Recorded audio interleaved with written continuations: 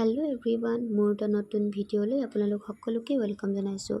আজি মই আপোনালোকৰ আগত মোৰ এটা ভাল লগা ৰেচিপি শ্বেয়াৰ কৰিছোঁ। আশা কৰোঁ আপোনালোক সকলোৱে ভাল পাব।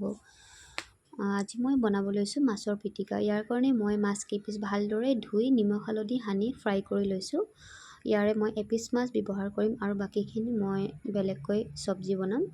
আৰু মোৰ মাছখিনি ফ্ৰাই কৰা হৈ গ'ল আৰু এতিয়া মই একেখন ফ্ৰাই পেনতে অলপ নহৰু, পিঁয়াজ, জলকীয়া মই ভালদৰে ভাজি ল'ম।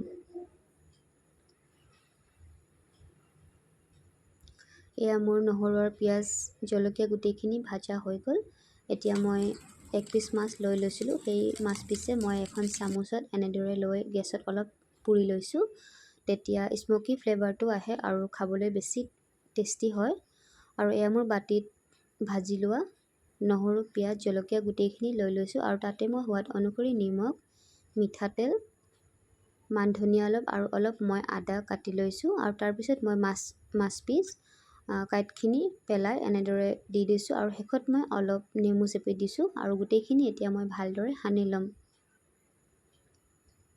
আপোনালোকে এনেদৰে বনাই খাই নহয় জানো? মোৰ কিন্তু এই পিটিকাবিধ বহুত ভাল লাগে খাই।